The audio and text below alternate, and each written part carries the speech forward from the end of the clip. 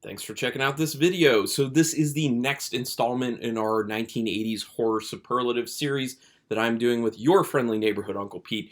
Check the description. I have his channel linked. So what you're going to do is you're going to watch my video, get my picks for the 7 categories. Then you're going to go to his channel, watch his video, subscribe to both our channels if you haven't already. Do the notification bell button because then you'll know when we're putting up our new videos. Uncle Pete's channel, super awesome. He's got this series called Nails in the Coffin, super fun. He kind of breaks down kills in films and kind of talks about survivability with them. Was a person stupid? Were they smart? Definitely check it out, subscribe. And like I said, subscribe to me as well. So once you've watched both of our videos, then come back to my channel, go to the community tab and vote on whose picks you like the most or who you think gave the best justifications. Either way.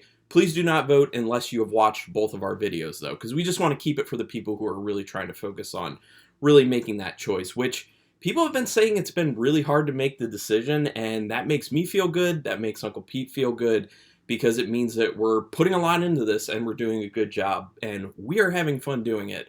I know he's told me this numerous times, and I can tell you, personally, I'm having a great time. So, my picks for 1986 may get a little controversial. Starting with the very first one. I know what people would probably assume I'm going to pick for this, for the most amazing, and I had it in that category for a minute, and I was like, you know what, I'm putting it somewhere else, so it will still appear on my list, but I don't know how many people are going to agree with me on this one. So for my most amazing pick, I'm picking The Hitcher.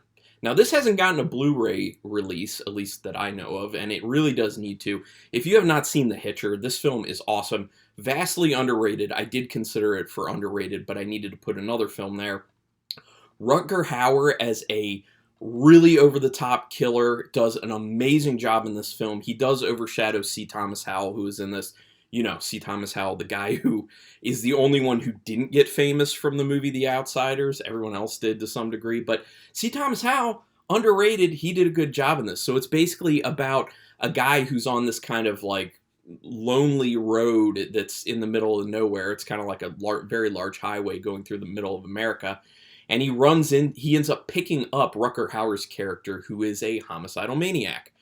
Well, he can't get away from him, basically. So it's this whole cat and mouse that keeps going on throughout, and it's really well done. It is like big scale. It does feel kind of like big budget, including a scene with a helicopter at one point, which is nuts.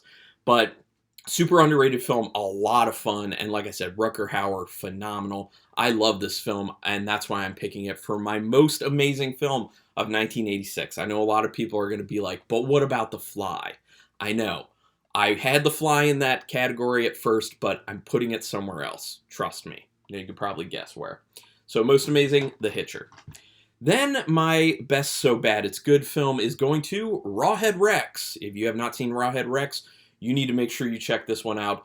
The creature's design is cool, but the way the actor moves as the creature, which you can see on the cover here, not great. It's pretty laughable. The whole premise where someone's kind of vacationing in, I believe it's rural Ireland. Meanwhile, while he's there, someone disturbs an old being's resting place, and then havoc is released on pretty much everyone. There's a crazy twist at the end involving, well, I'm not going to say. There's a crazy twist at the end. There's really terrible parenting going on in this film. The kills are really funny, and the acting is not great. And it's just ridiculous, over the top. Everything you really do want for a best so bad it's good pick. So I highly, highly, highly recommend Rawhead Rex. One of the other things is he's got this great mouth, right? It doesn't really move. Like, that's one of the other wacky things. Like I said, the design of Rawhead Rex is great, but yeah, like the mouth doesn't move. It's kind of weird. Also, the fact that they call it Rawhead Rex, very odd as well. But best so bad it's good film for 86, Rawhead Rex. That leads us to one that I considered for best so bad it's good because I love it, but it fits more in the most WTF category, and that is Spookies. If you watched The Last Drive-In with Joe Bob Briggs, you probably know about Spookies now. Now, I saw Spookies many years ago and fell in love with it immediately. Just because of how ridiculous it is. It's basically 2 movies cobbled together because it's 2 entirely different crews. There's this whole long storied past about all the issues having to do with the creation of this film. And it just really creates this very WTF movie where things are just happening left and right for no reason. There's this dude with a puppet named Mook. There's this weird like Ouija board thing in a house, and these spookies keep popping up that are a part of it. And there's this very odd like sorcerer guy involved who speaks through a PVC pipe, is what it sounds like for a lot of the film. There's zombies that randomly pop up in the film, even though the producer originally said no zombies at all, but the second crew got away with it because who knows why. I would implore you, if you want to know more about Spookies, or if you've seen Spookies, I have a review for it on my channel. Definitely watch that. I also have a video about some of the storied past of Spookies, because I can't say who it is, but I have had correspondence with someone involved with the creation of the film who also sent me a copy of the script, the original script. So I did a watch the original, what the original script was versus what Spookies ended up being.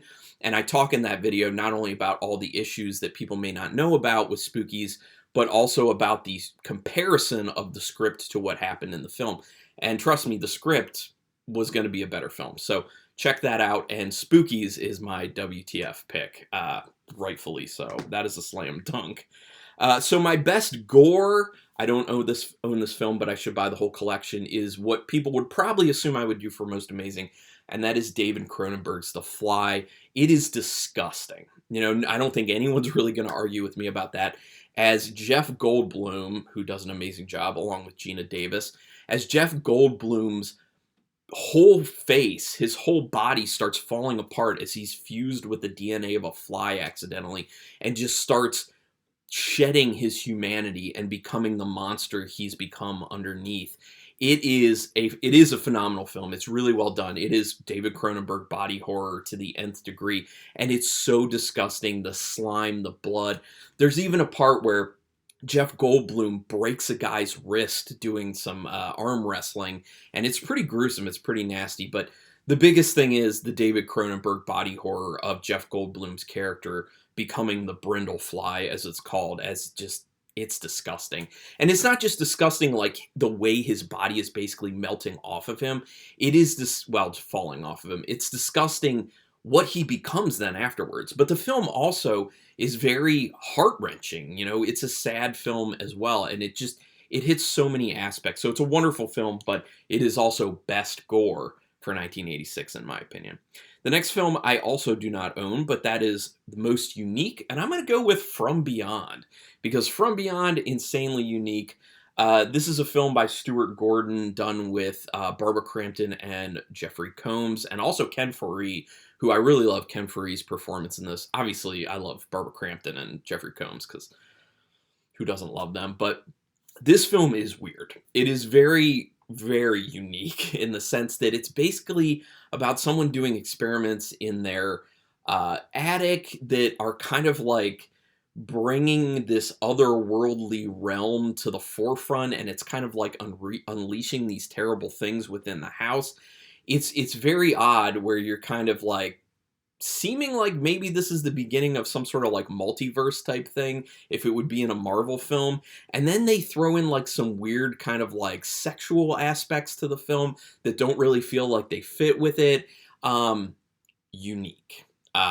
Very, very, very unique. It's a weird film.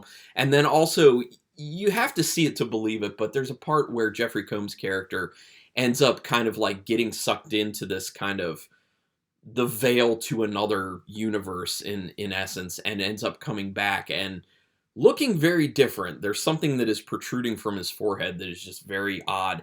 And the way it operates and the purpose of it, also very odd. Super unique film. I'm not going to say I love the film. I did enjoy watching it once. I don't know if I'd watch it again or not, but it is pretty nutty. Very unique. Then that takes me, so that was my most unique. That takes me now to the most overrated film from 1986, and I'm going to go with Henry, Portrait of a Serial Killer. Now, don't get me wrong. Michael Rooker, wonderful in this. It is a good film, but I think it gets hyped way too much, in my opinion, because people are like, oh my god, it's so disturbing. It's like one of the most disturbing films from that time period. And then I always have to say, have you seen Maniac? Maniac, in my opinion, is way more disturbing. And what a lot of people point to with Henry Portrait of a Serial Killer is it sticks with things. It gets uncomfortable with the enjoyment that these serial killers are having in dispensing of people, which is basically all the film is it's serial killers taking people out together and finding a lot of enjoyment in it. And it's just kind of like this messed up descent. So yes, it is a disturbing film, but I would say it's not the most disturbing. I think the disturbing aspect of it gets insanely overhyped, in my opinion, and so that's why I've picked it as my most overrated film.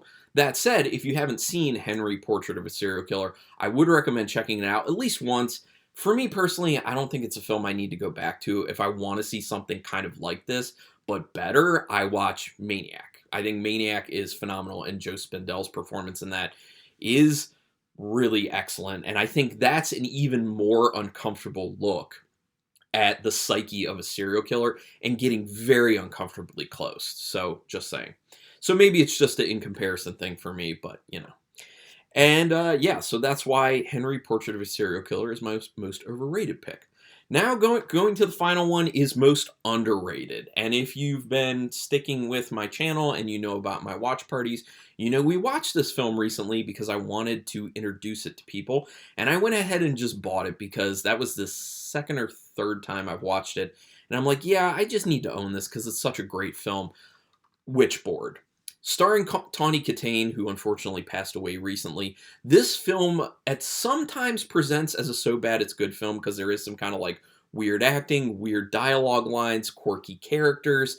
But once you get to the end of the film, it is a very, very interesting film that actually really comes together in the end. And you're like, I thought this was going to be so bad it's good, but honestly, surprising, it's actually a legit good film. So the fact that it can play in two different ways and still feel like a great film is pretty awesome in my opinion.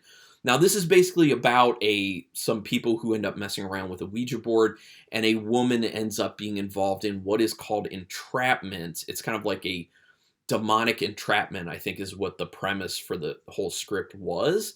But it's definitely you must see it to believe it type film, and I'm very surprised this film does not get talked about much. I will see someone in a Facebook group or on social media somewhere every now and then say something about it. It's usually just like one person briefly.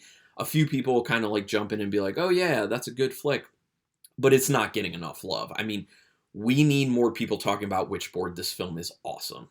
And Tawny Kitaen did a very good job in it. It is a good film. Make sure you check out Witchboard. So Witchboard, my most underrated pick for 1986. Those are all my picks. We only have a few more years left, and then after that, our plan is to actually put a poll on my channel to find out what decade people want us to do next, because we are going to do more. I'm thinking I might put up a poll for the 70s, 90s, 2000s, and 2010s and see what people want, and then we'll continue the series. But this has been a lot of fun. Please do the favor to me of subscribing to my channel, hitting the notification bell button, then going over to Uncle Pete's channel, watching his video for this, and any of his other videos you're interested in, which, like I've said, they're all good. Subscribe to his channel, hit his notification bell button, and then come back to my channel, go to the community tab, and vote on whose picks for this week you like most. I still have the other polls open, so if you are just showing up to this, we've done all the years up until 1986 at this point of the 80s, so go ahead and vote on all the polls if you're getting caught up. But make sure you watch both the videos first, obviously. But been having a lot of fun with this. Thank you everyone for engaging with it. I really appreciate it. Go ahead and put your picks in the comments because I do love reading those. I also like it when people are telling me about movies I don't even know exist because they go on my long-term watch list. Not sure when I'll get to them, but they're on the watch list. So thank you, everyone. I really appreciate it, and thank you very much for taking your time to watch these videos. It does mean a lot to me and to Uncle Pete, I know. So thank you, and until next time, keep it brutal.